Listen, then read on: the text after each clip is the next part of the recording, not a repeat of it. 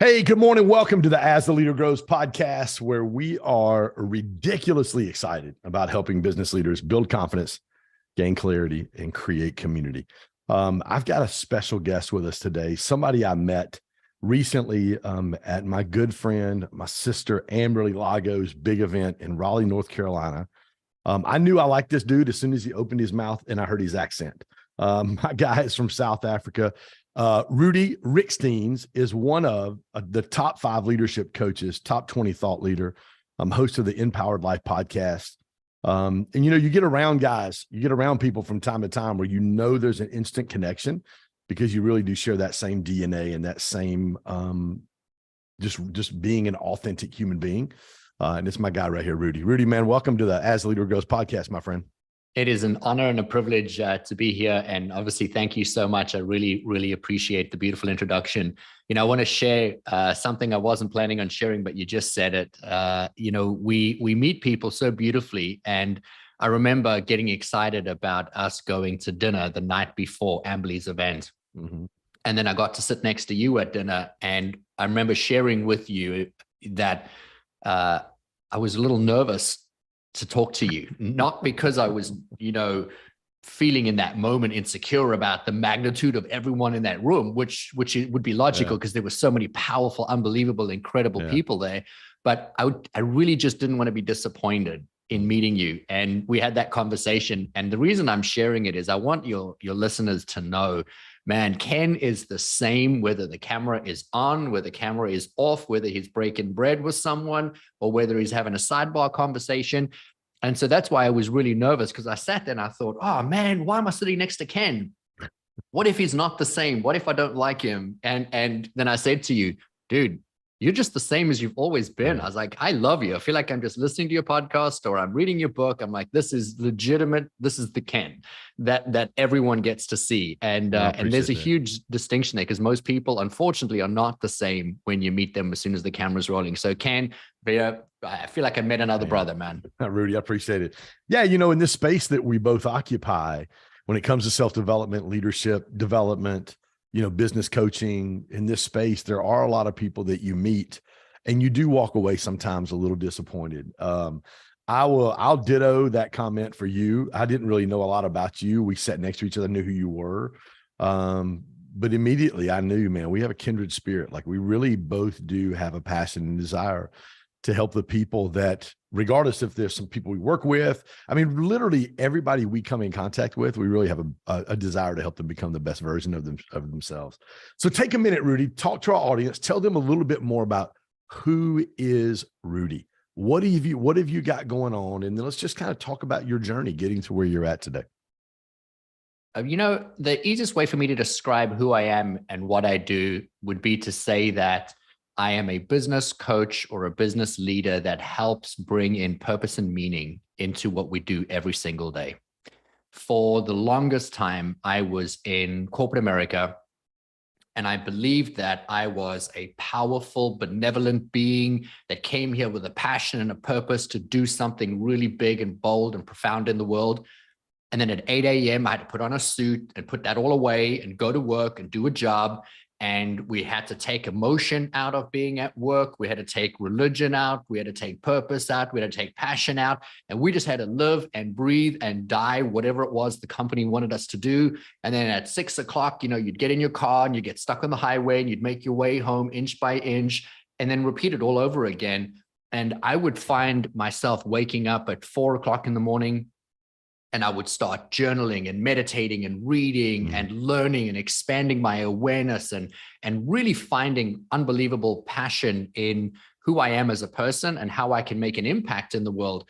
But then I always had this thing that was playing over me where I felt like at work, I wasn't allowed to be me. I had to be a version of me.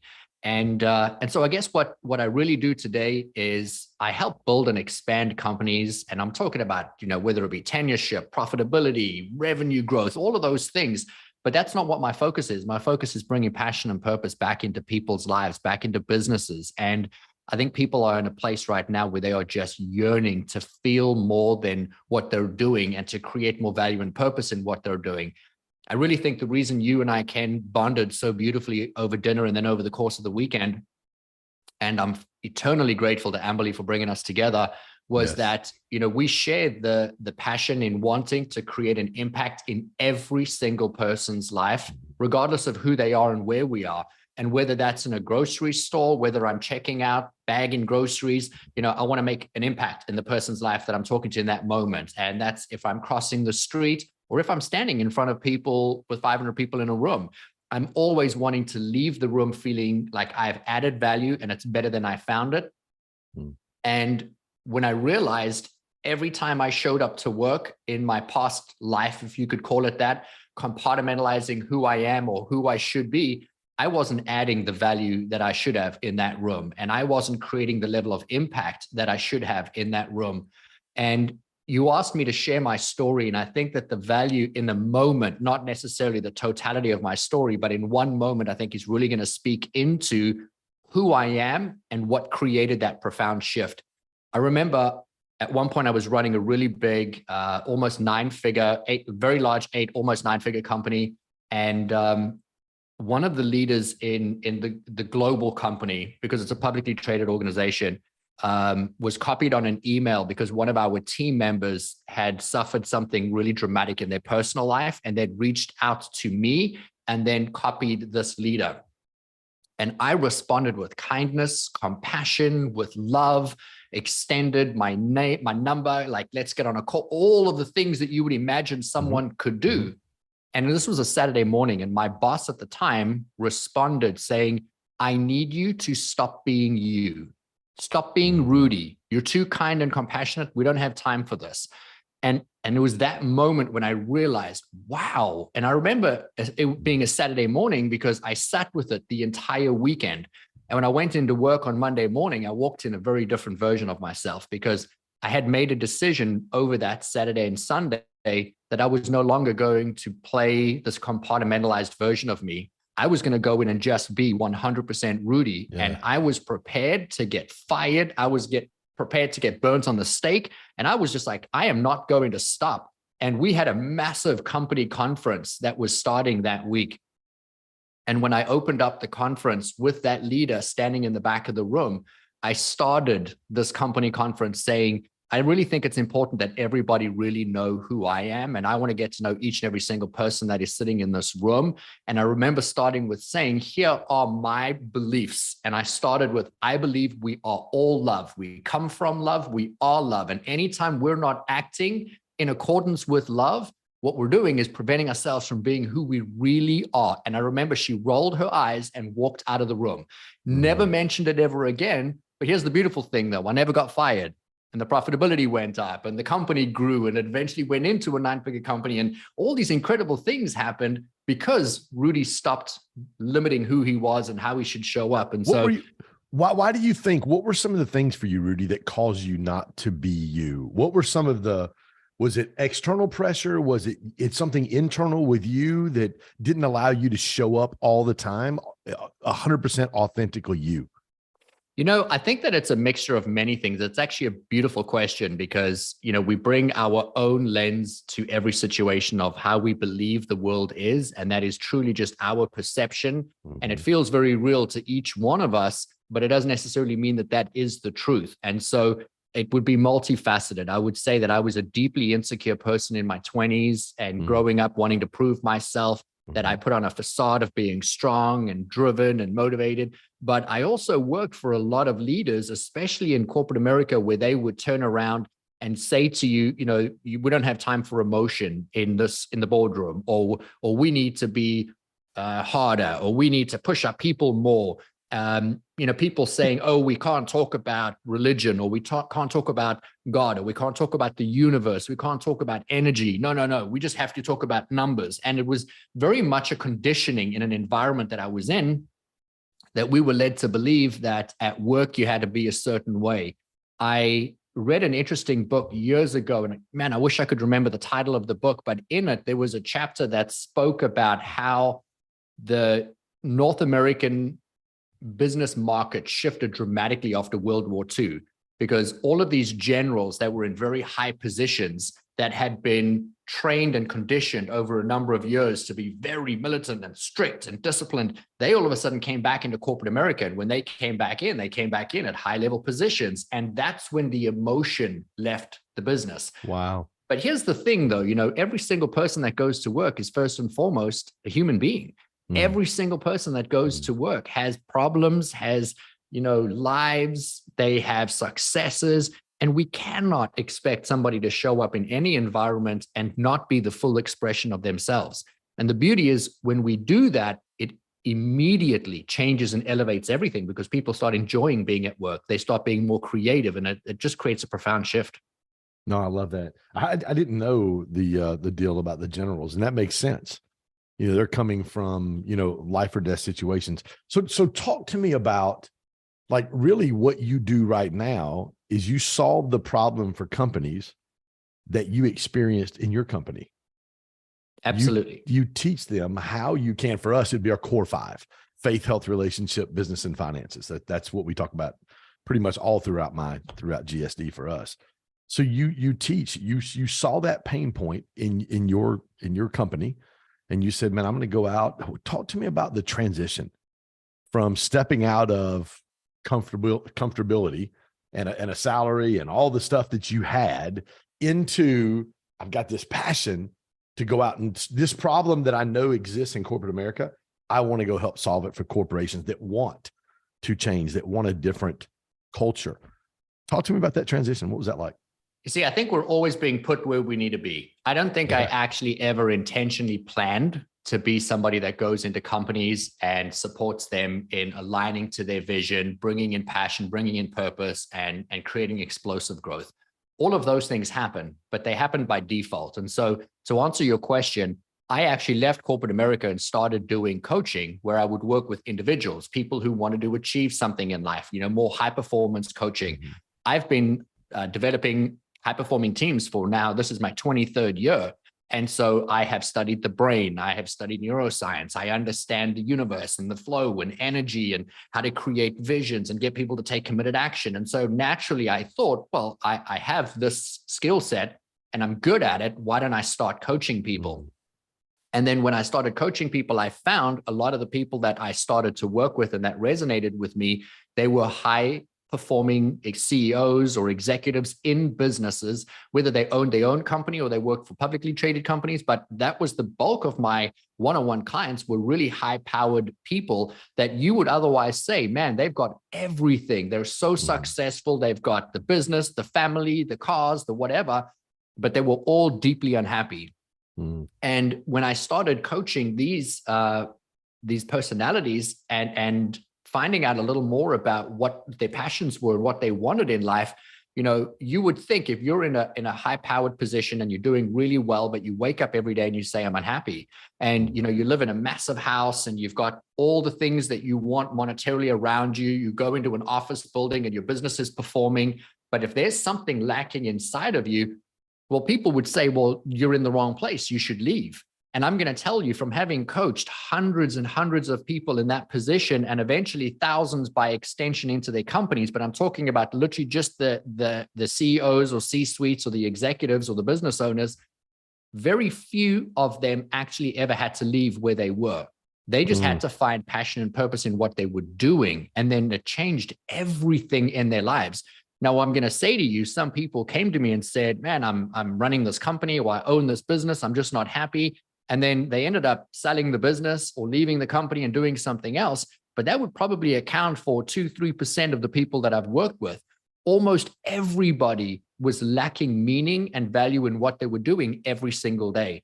And when they started to create a change in how they showed up at work, that created the happiness inside of them. And then when they took accountability for how they show up in a room, how they lead, what they want to achieve, it changed everything for their people. And then they started seeing not only were they getting the growth, but now it was happening and expanding into the side of the business. How do you start that process with them, Rudy? Somebody's listening on our podcast today. They own a business or they manage a team. They're part of a corporation. I mean, so really it's for everyone who's listening today. Like, where do they start? Like, how did you get them to really admit, especially some high profile, high powered, C-suite people who have what it looks like on the outside, everything. And you had to get them to come to a point where they went, dude, I'm just not happy. Like, number one, how did you do that? Number two, what's the step in getting them to discover? Well, you talked about purpose just a minute ago, the purpose. So they did find fulfillment out of what they were doing.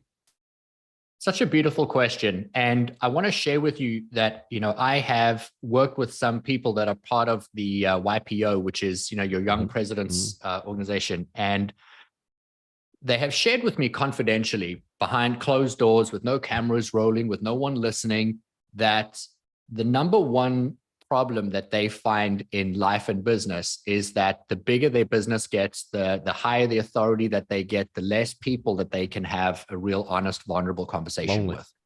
And so they are in groups like the YPO because they can now drop their guard and have a real, honest conversation and say, oh my gosh, I made a mistake at work. I cost the company millions, or I don't know what to do, or I'm anxious, or my marriage is falling apart. And then they can have someone that can support them, because very few people have that level of a circle. And so your question is really about, how do you get somebody to create an opportunity to have that meaningful conversation with somebody where they can be vulnerable? And to start the journey, it has to start by taking accountability. Now, I'm going to give you the very simple formula. And then I'm going to tell you that this formula starts with the leader of the organization. Then it goes out to the leaders, meaning if it's the CEO or the owner of the company, then it goes out to whoever is their leadership team that does the bulk of their work, because obviously it's going to trickle down.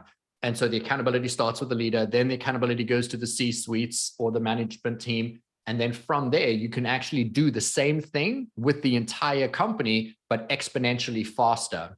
And that is about taking accountability for where you are, what you do, what's happening in your life, whether the business is working, the money, the joy, the fulfillment, every area of your life. You have to start by understanding who you are, where you are, and ultimately where you want to go.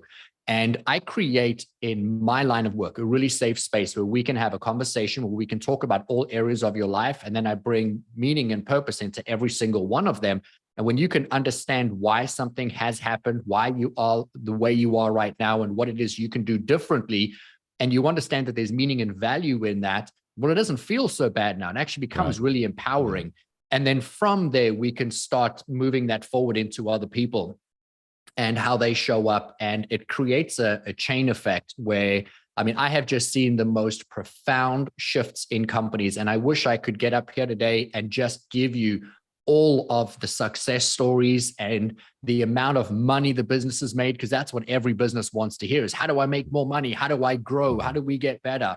And I'm going to tell you, every single time when you work on making your happiness the number one priority, and I'm not talking about taking off more time and playing more golf or tennis and not committing to your work. I'm just talking about finding more value and purpose in what you do, and then taking that and giving, permission to your people to be who they are, to show up with their strengths. Let me explain it to you this way. 75% of the human population is suffering from a heightened state of stress, chronic stress, 75% of the time. That means every waking hour of the day, 75% of the human population is in a state of fear, fight, or flight. And when you're in a state of fear, fight, or flight, you don't have the ability to have rational and logical thought.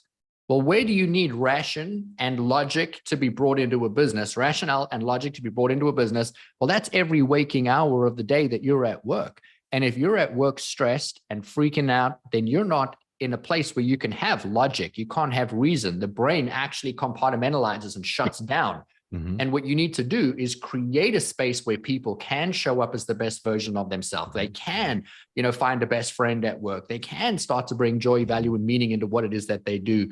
And they completely shift and change. The second step that I want to touch on, and I'm really simplifying the process here, but it's aligning. And I want you to imagine you go into an organization, 10 people, 10,000 people, it's going to work all the same. And you help them align to a vision that is greater than any vision they've ever had for themselves.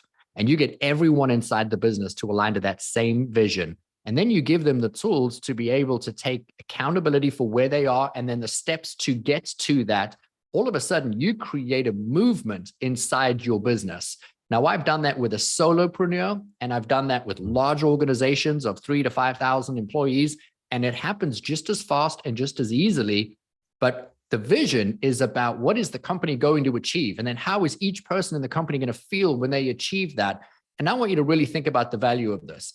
When you have a tough day, and we all get to have them, but you have a tough day, but at the end of the day, you feel like you added value in what you do for yourself, for the people you work with, for the company. You feel passion, you feel purpose. All of a sudden, that tough day doesn't feel so bad. And when you get in the car and you drive home, you feel good about who you are or what you've done. And then you get excited and eager to do that all over again tomorrow. Well, now you're talking about the best dream job of anyone in your business, because they are now excited about coming into work. And then the last thing that's really the most important is when you hold somebody accountable to a goal or a vision, they are 95, this is an actual statistic, they are 95% more likely to achieve that.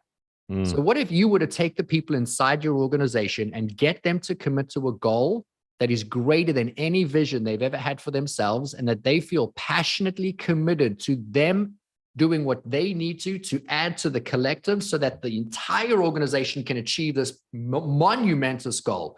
And then when you do that, imagine the thoughts and the feelings of what you would have. And then each person in the company holds everyone accountable to doing that. Now you're up leveling the entire company. It reminds me of Tiger Woods back in the 90s and the early 2000s playing golf. And all of a sudden he leveled up the entire PGA Tour because he played at a level nobody else did. So everyone had to up their game. Well, that's what we talk about when we talk about accountability in a business. 95% more likely to achieve that impossible goal. That's what I like to call them, if everyone's holding everybody accountable to being that way. And it really is. It's truly, truly, truly profound. And if you ask me what I would say is the greatest joy in my life or the greatest level of fulfillment in life, it would be going into an organization and helping support them to see that shift, because the shift doesn't only happen at work. It happens in people's marriages. It happens in their life, their health, their well-being.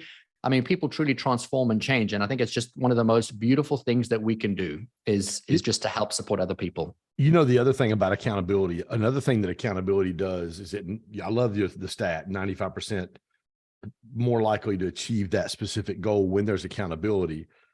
But accountability also, it reveals the people that don't need to be, as Jim Collins says, getting the wrong people off the bus. It really reveals whether they're on the wrong seat on the bus or they need to get off the bus.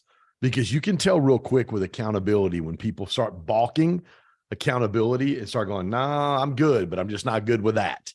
Real quick that this isn't a team member that you want on your team, and it will help you. It will reveal to you who's with you and who needs to exit stage left. What's so funny about the way you phrase that is I actually have this conversation at the very beginning of every one of my interactions when I start working with a company. And I say to them, I don't want you to panic, but people are going to jump ship. When we start doing this, people are going to leave. And I have to prepare them that it's going to happen. And we don't know who it's going to be, but it's going to happen. Because what happens when you change the energy inside of a business and you start to create more passion, more purpose, more flow, people start getting excited. They start to increase their level of eagerness and they start increasing their productivity, creativity. And all of a sudden, this energy starts to build and becomes magnetic. Well, if you're not aligned with where the growth of this business is going and what it's going to take, you're going to choose to opt out and leave. And so these people actually end up leaving by themselves because it becomes so painful to stick around because they are being reminded at every moment, everywhere they turn, wow, I no longer align with where I'm at because, I'm not prepared to do the work, or I haven't done the emotional work, or I'm not prepared to come up with whatever the creative ideas that the business is looking for or needing at that time. And it becomes painfully obvious. And so it is a big step. I just wrote down that accountability brings clarity, because when you start holding people accountable to goals and you start raising the level of the culture, what it does is it brings extreme clarity to people who go, oh, I'm not doing that. I'm not willing to pay that price. I'm not willing to take the step up and do that. Walk me through Walk me through some examples or some cases. Share with us some stories of some of the companies that you've worked with, Rudy, and some of the successes and things that you've seen working with some different companies. I think I'm going to give you two examples that I think will really help your audience because they're going to be on two ends of the spectrum. One of the clients that I worked with, I started working with them in a one-on-one capacity. They were wanting to bring more passion and purpose into their life. They happen to own a business, very successful, but mostly solopreneur, one or two people working for them that does, the paperwork and manages the process, but they are effectively and essentially the business and the brand. And they were generating, 1 to 2 million a year, doing very well for themselves, working really good hours, but deeply unhappy and unfulfilled. Well, at the end of working with me for 12 months, they had created some really big goals, wanted to change their life. Instead of being a $1 to $2 million business, now they wanted to be a $50 million business. They wanted to write a book. They wanted to speak on stages. Everything started to shift and change. And so we then leveled up the work that I do, and I started focusing on their business, not on them as a person. And so that was a conscious choice they had to make to invest into their business.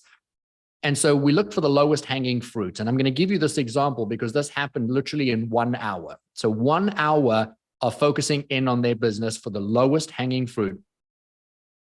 We had a call and I just started asking some introductory questions around the business. Okay, run me through, how does it work? What do you do? Where do you go? And at one point in time, the business leader said, I have on average around about 1,200 appointments a year that I go to in person myself. And I close around about 4% of them. And so in my mind, I already knew, okay, so you make around about 1 to 2 million a year, 2 million on average, but in the 1s to 2. So, at 1,200 deals that you're going to, you're only closing 4%. It gave me an idea of how effective and what kind of money was at stake. And so we spent that hour focusing in on what are you saying? How are you showing up when you're going? And then how can we change some of the things that you're doing in just how you speak, how you walk into the meeting, how you close the meeting, and then what is the offer that you make? And in 5 weeks that I was working with them, up until the recording of this call, they have 100% close ratio in their business now. So from 4% to 100% difference. So now that's not even bringing passion and purpose back into the business. That's just looking at what are you doing? How can we do it better? How can you create better efficiencies and structuring it around that? Now we're talking about how do you build a platform? How do you get other people to come in? How do you no longer be the person driving your business and then, build the surrounds to sustain the business? Another example would be, I went into an organization who was really wanting to create $1 billion was their goal. And they'd been in business for around 30 years at the time. And their largest level of revenue growth had been in the 400 million. And they really wanted to get to $1 billion. And that was just a number in their head that they thought, if we can get there, we've arrived. And I started working with them in exactly the same way. And that would be accountability with the leadership team, then working with the next level of leaders, and then bringing everybody in, starting to do trainings, conferences, and creating a profound shift. I want to tell you, in 12 months of working with that organization, they called me one day and said, we need to make a change. And I was like, all right, great. What's going on? They said, the goal is no longer $1 billion. Like now we're going for 3. The goal's 3 billion. And we're going to fly over 1 billion so quickly because we now have set our goals on something that's really big. And I'm going to tell you, for a company doing 400 or 500 million, wanting to get to $1 billion, there have to be some pretty profound shifts in how they show up at work, what they're doing to be able to create that level of growth. Because it's easy to take a company from, in my opinion, 1 to 2 million to 10 million. That's easy.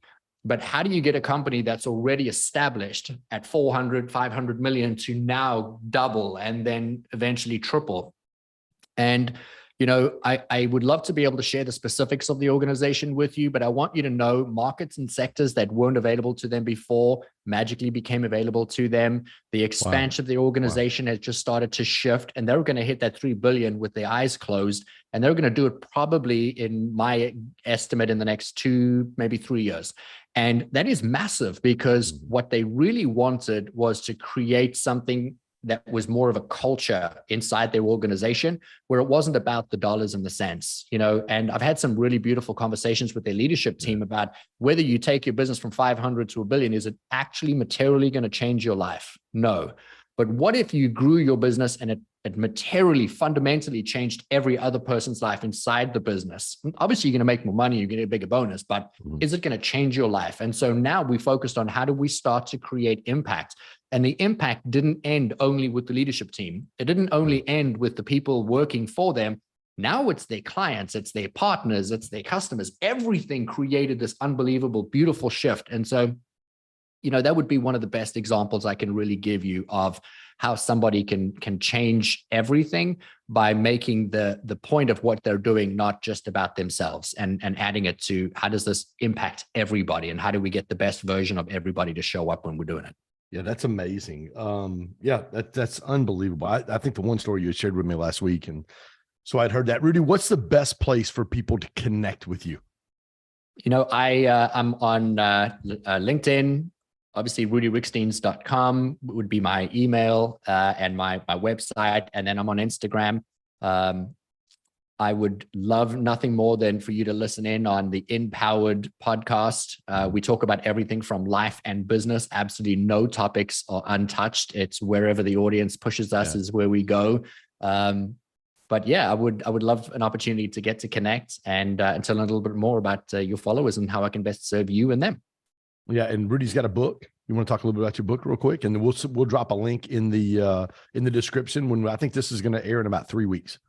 Beautiful. So I have a book right now that I've just put out, and this is more for businesses about helping to get them to take a little bit of accountability for themselves without having to go to the expense of hiring someone like myself or yourself, Ken.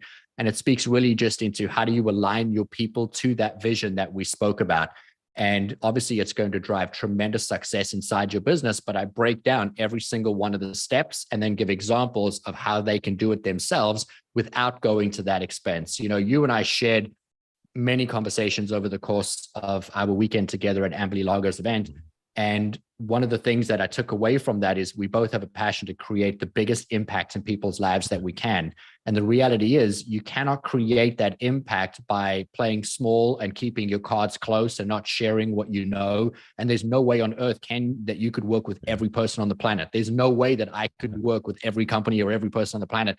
And so I wanted to put something inside of a book that I felt could really add unbelievable value to a business that they could read and digest in 30 minutes and then immediately implement. I think the greatest compliment was taking this book, writing it for 3 months, handing it over to an editor, and then having them spend 60 days to edit the book down so that it could be digested. Because my goal was I want to be able to read it in 30 minutes. And we got the book down at regular reading, 37 minutes. So no one can tell me they don't have time to read this and implement it into their lives. I read a statistic that said that 80% of people that start a book never finish the book. That's it, right. And so I figured if there's 30 minutes to 37 minutes of reading, everyone can finish this, and then they can create that level of impact in their life and in their business. So I'd love them to grab a copy, free one for everyone from your audience. Love it. And guys, it's Rudy Ricksteins, RUDIRIEK as in Ken, STINS. Rudy Ricksteins, ladies and gentlemen. Bro, thank you for joining. I appreciate you. Excited. He's going to be at our Create conference in Dallas. We're going to work it out. We're going to get this guy on our stage. We've got a phenomenal that event. I was on the phone this morning with Randy Garn, got a call with Vic Keller this afternoon. That's going to be that 4 or 5 days together for the mastermind and the Create conference is going to be absolutely insane, dude. So I can't wait to spend some more time with you, my friend. Well, I'm excited to be on that stage with you. And for anyone that's listening, let me tell you, to get close to Ken, I highly recommend it. Whether you have to hop on a horse, you've got to, hijack a plane, make sure you get into that room, because obviously I got to experience what that looks like at somebody else's event over the course of a weekend. I can only imagine what you bring and the intensity that comes with it when it's your event. So I'm honored and excited to be at the event. So thank you for the offer. Yeah, we're going to have a blast. Well, guys, thank you for joining us on this episode of As a Leader Grows. We're super excited that you joined us.